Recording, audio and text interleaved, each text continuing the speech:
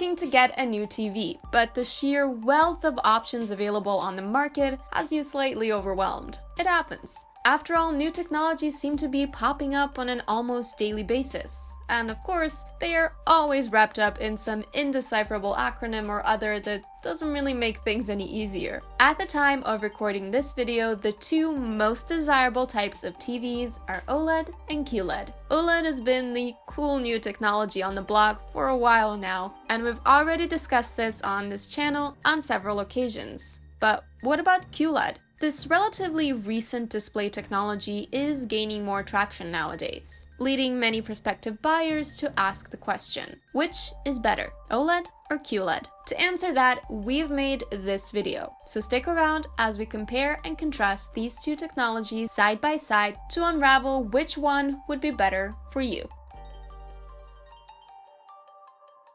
Before we get down to the specifics, we have to look at some of the basics, starting with the names of these technologies. OLED stands for Organic Light Emitting Diode. It's a display technology that doesn't utilize any form of LED backlight. Instead, every pixel serves as its own light source and lights up independently. As for QLED, this stands for Quantum Light Emitting Diode, and it's a type of LED backlit LCD that uses so-called quantum dots to enhance the brightness and color vibrancy of the image. As cool as this may sound, and everything sounds way cooler when it starts with a quantum, at the end of the day, it is much like any other LCD with an LED backlight. It just has better color reproduction.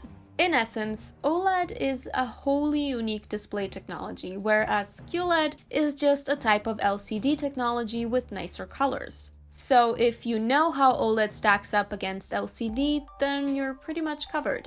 The only difference you need to account for is the enhanced color reproduction of QLED, and that's pretty much it. If not, don't worry, as we're about to compare OLED and QLED categorically to give you a comprehensive rundown. We just wanted to give a heads up to the folk who are already plenty knowledgeable about LCD technology and just weren't aware that QLED is a type of LCD instead of being its own unique thing.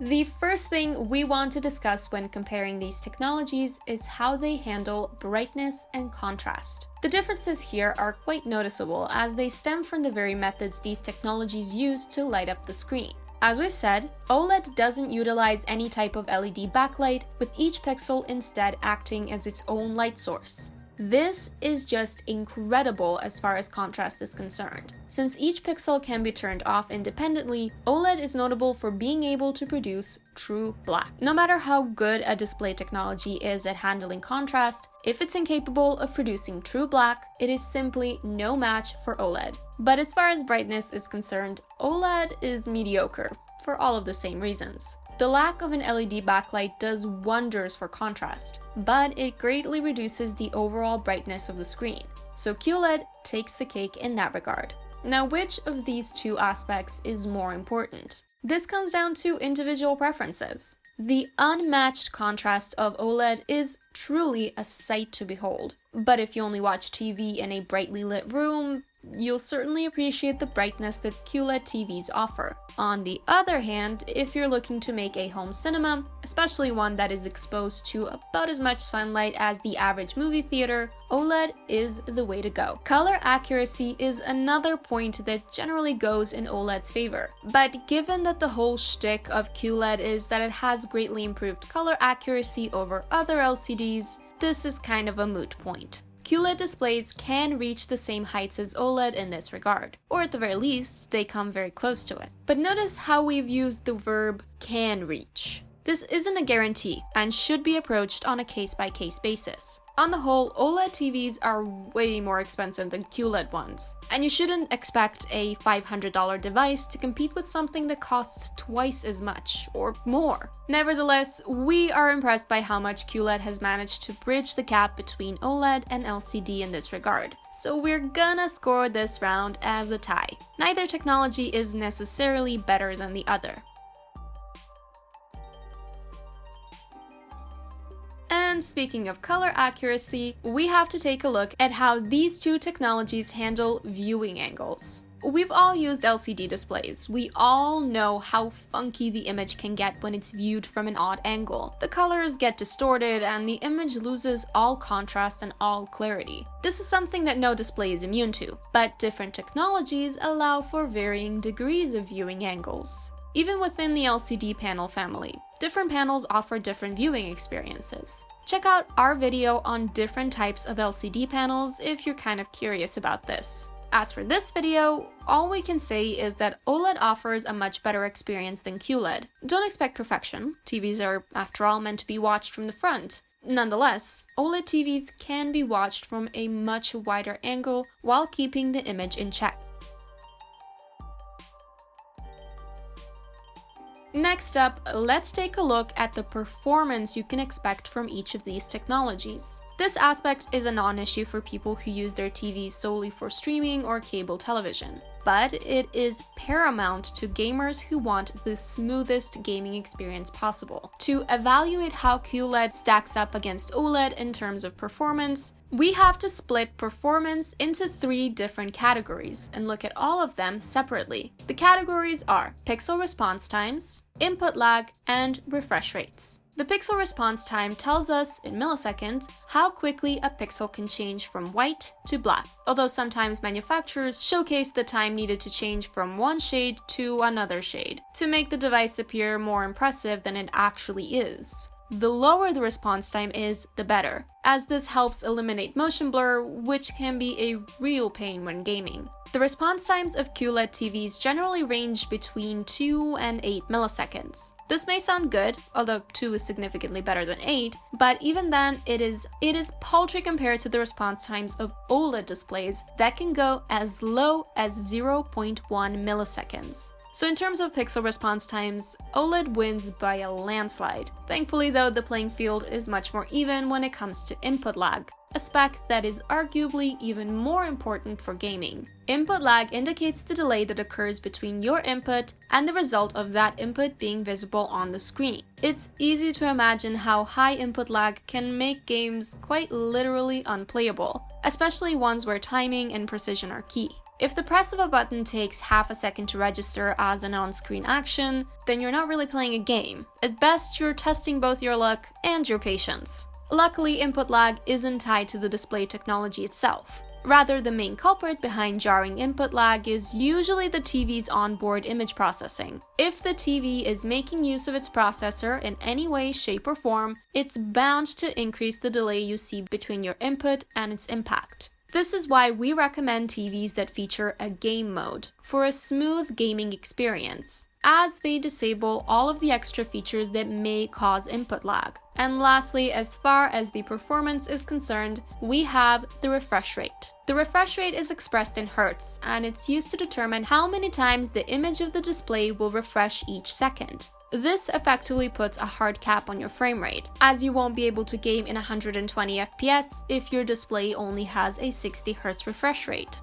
At the moment, QLED and OLED TVs are mostly on par when it comes to refresh rates, featuring both 60 and 120 Hz models. However, you may have easily seen certain TVs marketed as having a much higher frame rate than this while browsing around. So what's up with that? Well, here's the thing. When TV manufacturers boast of TV models that have a refresh rate equal to or higher than 120 Hz, they're lying. Some TVs do have a native refresh rate of 120 Hz, but not all of them, and they certainly don't go higher than this. So how is it that TV manufacturers can so blatantly lie? The answer is simple. For most users, this isn't a lie. It's what they call effective refresh rates. These TVs use various technologies such as LG's TrueMotion or Sony's Motion Flow to imitate a high refresh rate with the help of various image processing technologies like frame interpolation. What this means is that you'll genuinely feel like you have a high refresh rate TV when watching movies and TV shows. The image will be much smoother, even though the native refresh rate of the TV is likely just 60 Hz. But this is the last thing you want to use while gaming, as these image processing techniques all rely on the TV's onboard processor. and we want the onboard processor to be idle while gaming, else the input lag will skyrocket. So if the promise of high refresh rate gaming on next-gen consoles is tempting you to get a TV with great performance, make sure you get one that natively supports 120 Hz. It'll cost you an arm and a leg, but it's the only way to experience high FPS gaming on consoles. Provided that Sony and Microsoft can keep their promises, of course. This rant on performance ran a bit longer than the others, but it was unavoidable given how crucial it is for gaming on a TV. All in all, OLED displays have the upper hand here, but only slightly. If you can find a QLED TV with a response time somewhere between 2 and 5 milliseconds, you should be okay. For all of its many upsides, OLED sets off one huge red flag for many people: image burn-in. Burn-in is what happens when individual pixels on an OLED display get worn down over time. The pixels most prone to suffering from burn-in are the ones that display static image elements for a long stretch of time. Think TV channel logos. No matter what's happening on the screen front and center, the logo is always just chilling in the top corner looking the same as it always has. As we've established earlier, each pixel in an OLED display serves as its own light source. But since the pixels responsible for the channel logo don't get enough dynamic exercise, they get worn down with time and lose their luminosity. In this regard, they're a lot like atrophying muscles. This can lead to certain parts of an OLED display appearing way dimmer than they should be. Burn-in is the #1 horror story that can put off a prospective buyer from purchasing an OLED TV, but it's not as horrible as it sounds. We, for one, feel obligated to point out that modern OLED TVs are quite durable and employ a plethora of neat features that help prevent this from becoming an issue. Nevertheless, the threat is real, and it's something gamers should be even warier of due to the nature of health bars, pauses, and menu screens. QLED, on the other hand, is entirely immune to image burn-in, as are all LCDs. However, both OLED and QLED displays can catch image retention. Image retention shares a lot of similarities to burn-in, so the two get mixed up quite often, but they are two entirely separate issues. Image retention occurs when what we can only describe as a ghost of a static image that has been on for too long lingers even after that image is no longer displayed. To use the TV channel logo as an example again, imagine seeing remnants of a logo even after you've switched to another channel. In the case of burn-in, that part of the screen would just be dimmer. To put it simply, the main distinction between the two is this. Burn-in is permanent and only plagues OLED displays, whereas image retention affects both QLED and OLED displays but is only temporary. All things considered, we have to give the edge to QLED here, as it is more reliable in the long run. As we've said though, burn-in doesn't set in as quickly as we fear it will, so it's not like OLED is by any means horrible with regards to longevity. And finally, we have to consider the price. After all, no matter how good something may be, if it's not cost-effective, many people will simply not buy it, and rightfully so. As things stand, OLED displays are still prohibitively expensive. You'll be hard-pressed to find a brand new OLED display anywhere close to triple-digit territory. This will change with time as the manufacturing process gets refined, but for the time being, OLED displays aren't anywhere close to being classified as cost-effective. On the other hand, QLED display prices are fairly approachable. Sure, you can't expect a $500 QLED TV to perform on par with an OLED TV that costs more than twice as much, but rest assured the difference in quality will not be as large as the price gap.